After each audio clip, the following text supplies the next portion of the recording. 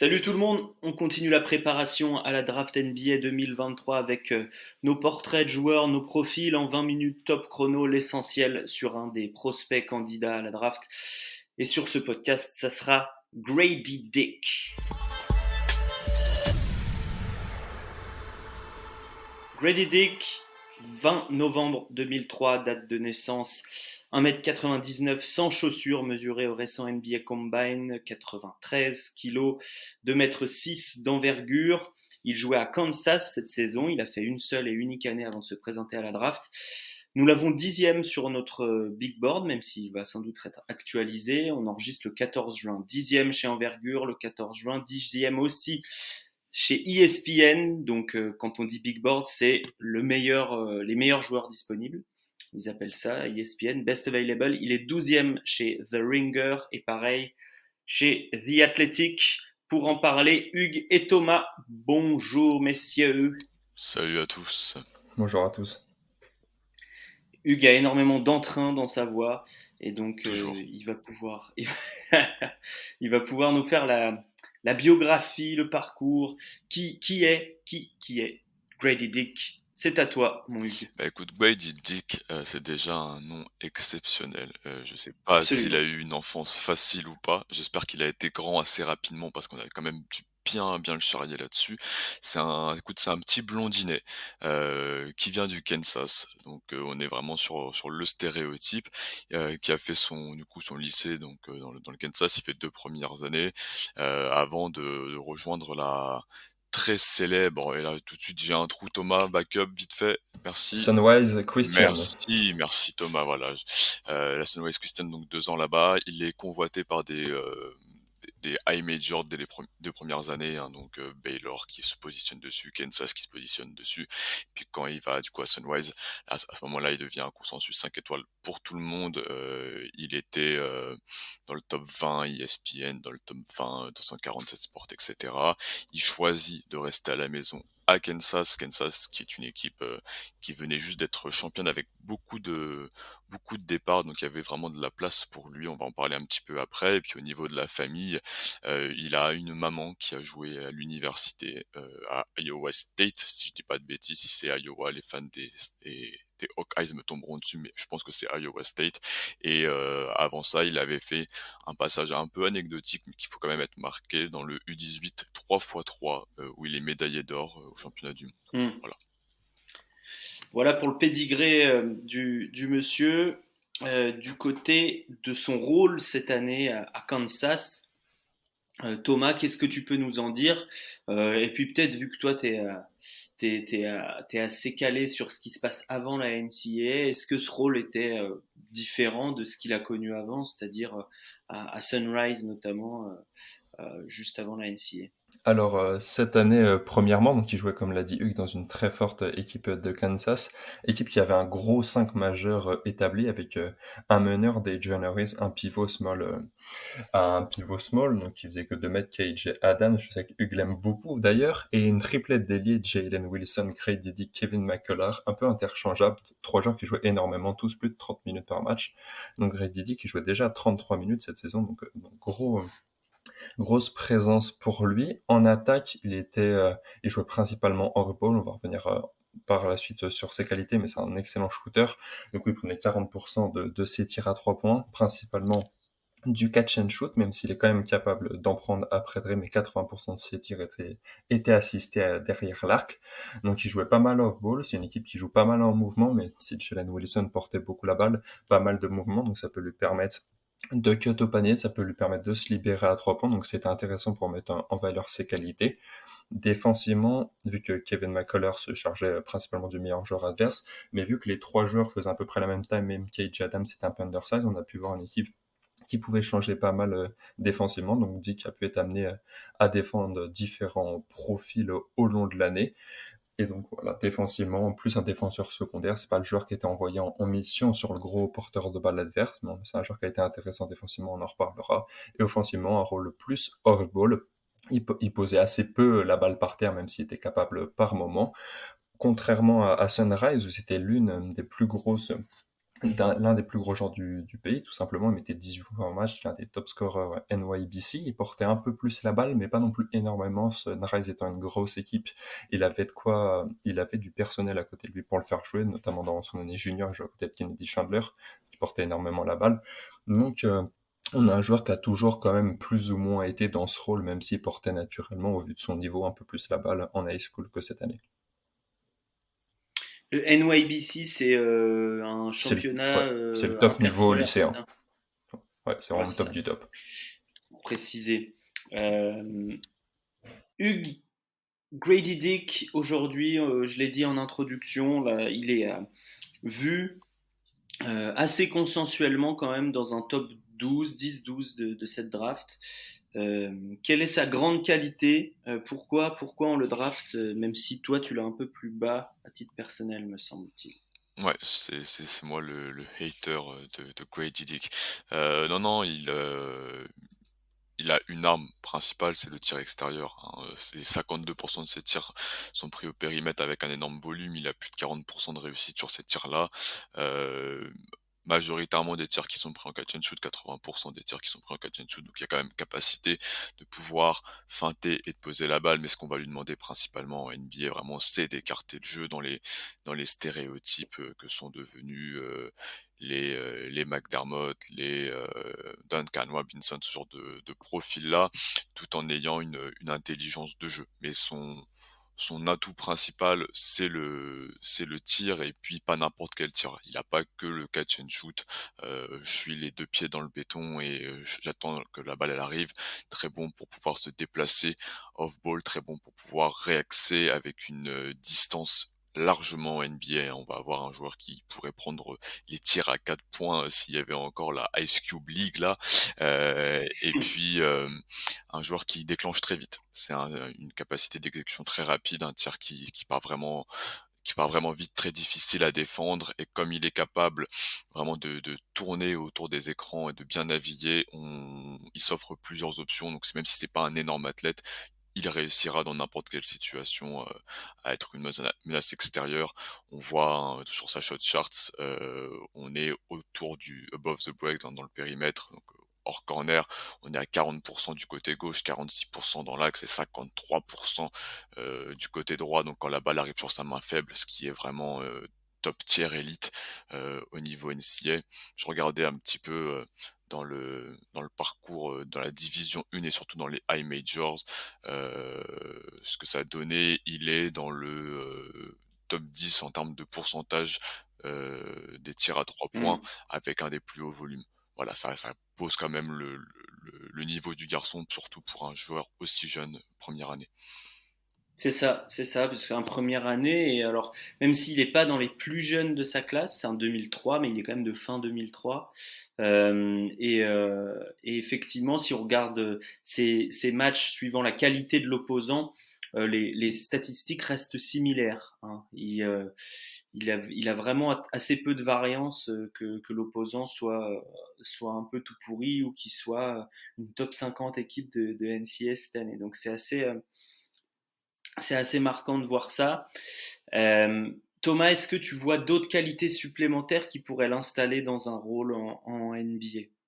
Oui, clairement, comme l'a dit Hugues, principalement, c'est son shoot pour lequel il est plébiscité en loterie, même en top 10 pick. C'est surtout un shooter déjà de longue durée. En high school, il envoyait déjà sévère sur des volumes qui n'avaient aucun sens. Donc c'est vraiment un shooter de longue durée reconnu et qui est vraiment très très fiable derrière gros volume, grosse réussite. Donc c'est vraiment du top top top shooter. Lancer franc aussi, plus de Ouais, c'est 85%, il ça. n'y a pas de problème. Et en plus d'avoir un excellent bras, moi ce que je souligne chez lui, c'est que c'est un vrai vrai bon joueur de basket. C'est un joueur très intelligent des deux côtés du terrain, malgré quelques limitations qu'il peut avoir offensivement, que ce soit athlétiquement ou surtout dans son dribble, je trouve.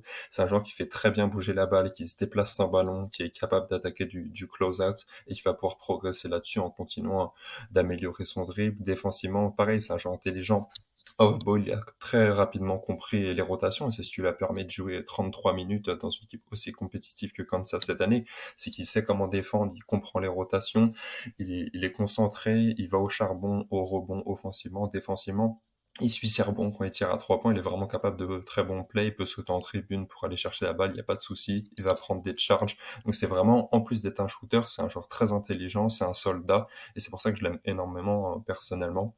Car il aime pas juste ce tir, mais il apporte ce vrai joueur de basket intelligent et très compétitif.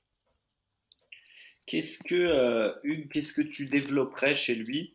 Qu'est-ce qui lui manque peut-être pour toi pour le mettre à ce niveau-là? Puisque c'est un peu ça la question. Toi, tu l'as autour de la 20e place Ouais. dans ton big board. Qu'est-ce qui manque selon toi et est-ce que c'est travaillable? Déjà, je l'ai vers la 20e place. Je sais qu'il va faire une très bonne carrière. C'est juste que pour moi, il va manquer de potentialité. Ce qui va manquer, c'est un physique. Alors, il est très très jeune, c'est sûr, il a une bonne taille, mais athlétiquement parlant, en termes de puissance, je vois beaucoup de retard. Je vois un joueur qui, pour le moment, n'a pas très bien terminé au panier, qui a pas vraiment réussi. 61% au panier, ce qui est pas ridicule du tout. Non, non, c'est ce qui est pas ridicule, mais sur des paniers quand même qui étaient assez régulièrement très ouverts pour lui, vu qu'il était chassé à l'extérieur.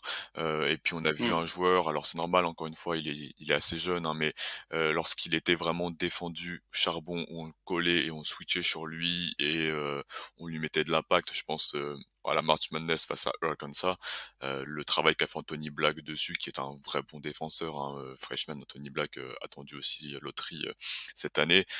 On a vu les limitations de Grady Dick. Donc j'ai en loterie des joueurs qui pourront peut-être faire passer un cap à leur équipe, qui pourrait peut-être être une enfin, Hmm. des 2-3 meilleures options. Pour moi, Grady Dick va être un role player plus dans sa carrière, mais le manque, au-delà du dribble, hein, le manque vraiment de puissance et le fait que je pense qu'on va très vite pouvoir ne voir que du tir extérieur chez lui en attaque et pas de capacité à attaquer un close-out, pas de capacité à pouvoir terminer au cercle, pas de capacité à pouvoir cut et finir ce que Christian Brown, par exemple, qui vient de Kansas mais qui avait 2 ans de plus NCAA, a excellemment fait avec Denver dans un système très léché, a pu montrer. Donc voilà, moi c'est là-dessus que j'irai développer surtout le tir. Il tirera, j'aimerais voir s'il peut comme ce que Duncan Robinson, ce qu'on a critiqué pour Duncan Robinson pendant quelques années, est-ce qu'il peut apporter plus que du tir extérieur? Est-ce qu'il peut vraiment être une menace dans le cut loin du ballon et Hmm. dans la finition au panier? Hmm. Est-ce que la différence va pas se faire, Thomas, sur ses capacités défensives et du coup, qu'est-ce qu'on a à en dire? Défensivement, comme je l'ai dit, c'est un joueur très intelligent qui comprend les rotations, qui va au charbon, qui va au rebond, qui sait faire des plays. Au on-ball, il peut avoir quelques limitations. Comme l'a dit Hugues, il manque encore de puissance. Il est pas très lourd. Il fait 92 kilos pour un peu plus de 2 mètres. Donc, il a encore ce physique assez fin. Donc, il va devoir continuer de prendre du poids pour pouvoir mieux résister à l'impact.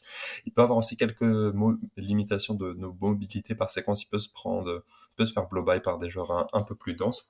Et je trouve qu'il garde une mobilité d'appui vraiment intéressante sur laquelle continuer de travailler. Et moi, j'aime beaucoup vraiment son intelligence. C'est vraiment un joueur qui va savoir comment apporter, peu importe ses limitations. J'ai l'impression qu'il a été Hmm. capable de très bons plays, même sur du contre. J'ai vu des rotations et monter au contre des deux mains.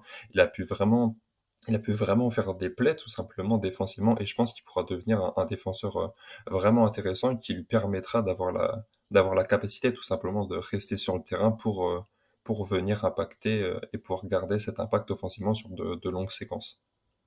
Hmm. Et d'ailleurs, Christian Brown, qui lui était peut-être un peu plus athlétique verticalement, mais qui fait à peu près la même taille que Grady Dick, Christian Brown, malgré cela, avait pas des statistiques comme Grady Dick, en fait, c'est pour mesurer ça que je compare, très impressionnantes au contre. Euh, Hugues, est-ce que c'est de la vraie intelligence ou est-ce que c'est de l'intelligence aussi de système? On sait, alors il y a beaucoup de critiques sur la gestion, Bill Self, Manu, il tout est ce qui pas est là. recrutement, Manu etc. est pas là, on peut Non, dire du bien. mais le jeu que Kansas pratique est quand même généralement agréable et carré, quoi. Ouais, c'est un très beau basket, notamment loin du ballon avec beaucoup de mouvements. Il y a toujours des écrans des deux côtés. Chaque joueur peut à peu près tout faire aussi, hein. L'an dernier, on le voyait avec Bourne, avec Agbaji, etc. Et puis, tu as eu un cap passé par Darwan Harris, qui est un petit général de terrain. Donc, il a eu un système parfait.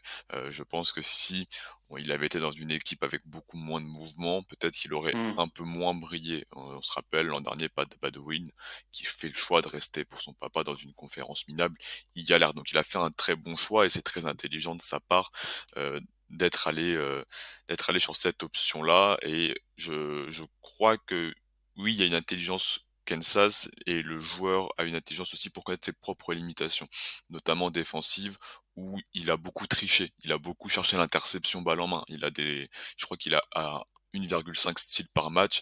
C'est qu'il sait très bien que défensivement, en individuel, il va pas pouvoir tenir son duel sur des petits quand on le force à switcher.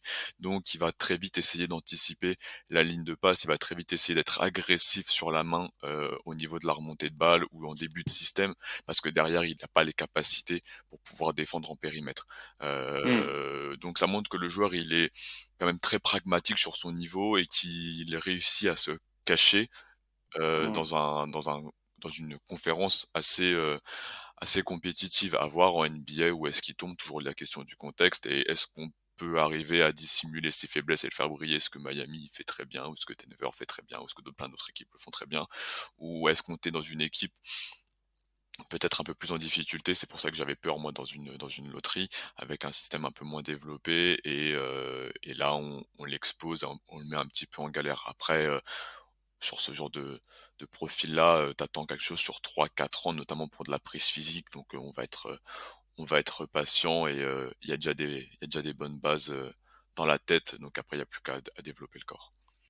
Thomas, l'année prochaine, quel rôle il peut avoir? Qu'est-ce qu'on peut objectivement, même si c'est jamais vraiment objectif, mais qu'est-ce qu'on peut espérer de Grady Dick l'année prochaine pour sa première année NBA? Et justement, comme Hugues disait, sous 3 4 ans, pour toi, quel est le plafond, le meilleur scénario? Alors l'année prochaine, moi personnellement, je pense qu'il peut jouer mine de rien assez vite, vu que malgré ses limitations athlétiques, notamment de masse, déjà je trouve Hugues assez dur défensivement, je trouve qu'il a vraiment de bonnes séquences, même sur l'homme, je trouve qu'il manque encore de régularité, et je trouve qu'il a vraiment des capacités, et c'est également un athlète assez sous-estimé, hein. On n'est pas du tout sur du Duncan Robinson, il est bien plus athlétique. Je regardais, je faisais des petits, des petits groupes statistiques sur les joueurs qui avaient mis de 2 mètres, qui avaient mis 83 points sur les 10 dernières saisons. Il y en a que 20 qu'on dunké plus de 15 fois. Il fait partie de ce groupe. Donc c'est vraiment bien plus qu'un simple shooter. C'est un joueur qui a de l'athlétisme, tout simplement. C'est un joueur qui a une détente correcte. C'est un joueur qui bouge, qui a un bon moteur. Et donc, je pense que ça, plus son QI, plus ses capacités défensives, son intelligence, je pense qu'il va pouvoir dépasser certaines limitations athlétiques. Je dis pas que ça va devenir un défenseur incroyable, mais je pense vraiment qu'il peut tenir de ce côté-là du terrain et qu'on va pas non plus avoir besoin de trop le cacher. Après, pour l'année prochaine, même s'il peut être ciblable pour l'instant on-ball, je pense que sa combinaison d'impact offensif avec un shoot qu'on sait fiable, sa qualité d'intelligence de jeu des deux côtés du terrain, que ce soit défensivement pour savoir faire des plays, il va se battre au rebond, il va savoir faire bouger la balle. Donc malgré ces quelques limitations en défense on-ball sur porteur, je pense qu'il a vraiment des capacités vraiment sérieuses pour impacter assez rapidement sur des minutes en NBA. Ouais. Et sur le meilleur scénario, dans 3 4 ans? Pour moi, faut qu'il continue donc défensivement, faut qu'il continue de développer sa masse, continue de progresser athlétiquement. Continuer également, on peut toujours progresser en défense, hein, même dans la compréhension, etc. Offensivement, il faut qu'il améliore Hmm. son dribble. C'est une grosse mission pour lui, je trouve. Puis on n'est pas du tout sur un joueur d'isolation. Je pense pas que ça le sera un jour. Mais en fait, il va tellement être défendu proche à 3 points, car c'est un shooter incroyable. Et vu qu'il a des qualités athlétiques assez correctes, mine de rien, je trouve, pour aller exploser au cercle, bah, il aura tellement cet avantage d'être défendu proche que même sans avoir un dribble élite et des qualités athlétiques incroyables, il va pouvoir aller au cercle. On a vu Duncan Robinson bien jouer les plays cette année en playoff avec lui. Il a énormément progressé. Eddie qui est largement supérieur à Duncan Robinson athlétiquement. Donc il va pouvoir, avec ses qualités de facilitateur de jeu également, attaquer du close-out en progressant sur son dribble pour aller chercher la passe, pour aller finir au cercle plus facilement, vu que son toucher est encore un peu irrégulier, son manque d'impact physique peut le troubler par moment, mais je trouve qu'il peut vraiment maximiser ses qualités de shoot par une prise de handle pour attaquer du close-out et pour ensuite ouvrir son jeu sur du one-two dribble jumper, sur de l'attaque de cercle et sur du playmaking qui est vraiment sous-estimé chez lui, je trouve. Meilleur temps au combine sur le shuttle run. notre ami Grady Dick. Shuttle run, c'est quand ils se mettent au milieu de la raquette, ils doivent mettre un pied d'un côté, un pied de l'autre et un pied de l'autre. Et lui a fait le meilleur temps. Voilà. Donc il sait être agile. Hugues, qu'est-ce que tu peux me dire du mental de la personne, de la personnalité, de ce que tu as vu chez Grady Dick? Est-ce que c'est plutôt bon signe de ce que tu disais tout à l'heure déjà, avoir conscience de ses faiblesses, de ses forces? C'est déjà un premier bon signe, mais au-delà de ça, en interview, en dehors du terrain, même ce que tu as pu voir cette année. Ouais, moi j'ai pas trop d'inquiétude sur ce côté-là. C'est un joueur qui est déjà très professionnel. On avait regardé plusieurs interviews. Lui, il disait de son côté que il laissait beaucoup de place à son entourage, à Mm. son papa pour gérer l'environnement sportif, en tout cas l'environnement professionnel. Lui, il se concentrait sur ses études, il se concentrait sur son basket et derrière, il avait pas énormément de choses à aller chercher. Quand on lui demande d'analyser son jeu, il est très clair sur ses points forts, très clair sur ses faiblesses. Il veut pas trop se comparer à des gens. Il dit voilà, je vais piocher à gauche, je vais piocher à droite. Donc il est déjà très formaté dans ses réponses. Et puis sur le terrain, c'est un mec qui a pas eu du tout de problème d'ego, de problème d'orgueil, qui a laissé les autres briller dans un collectif. Jalen Wilson, qui a pu prendre les choses en main, Daron Harris qui a pu prendre les choses en main.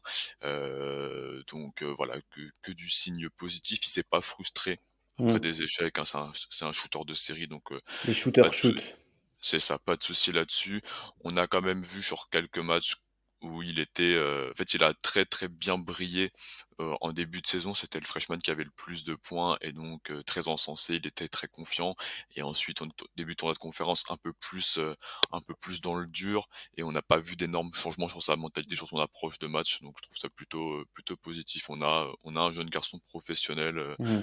depuis au moins 2 ans dans sa tête, en tout cas. En résumé, pour terminer, ce que tu disais tout à l'heure, tu y crois, longue carrière, pas forcément All NBA ou All Star ou quoi, mais une bonne carrière de role player, pourquoi pas titulaire, c'est ça ton... C'est ça, ouais. Bah oui, parce que il tire tellement bien et j'ai pas l'impression qu'il base vraiment son jeu sur son physique. Donc ça, c'est un mec à 3 4 contrats, donc ça a une très très grosse valeur. Chaque année, on en draft assez haut. On a drafté des Corey Kispert, on a drafté des Doug Mm. McDermott, alors qu'il était un peu plus vieux, mais voilà, ce genre de profil-là, ça s'achète sur le long terme et à la fin, quand on fera le bilan dans d'ici 15 ans, on dira bah oui, Gwady Dick, il a fait du Gwady Dick. Mm. Absolument, il aura sans doute mieux réussi que certaines personnes choisies au-dessus de lui. En tout cas, on l'espère. Thomas, on y croit. À quel point toi Ouais, tu l'as moi top j'aime 10, beaucoup. non? Je l'ai 10e, il me semble, 9 10e.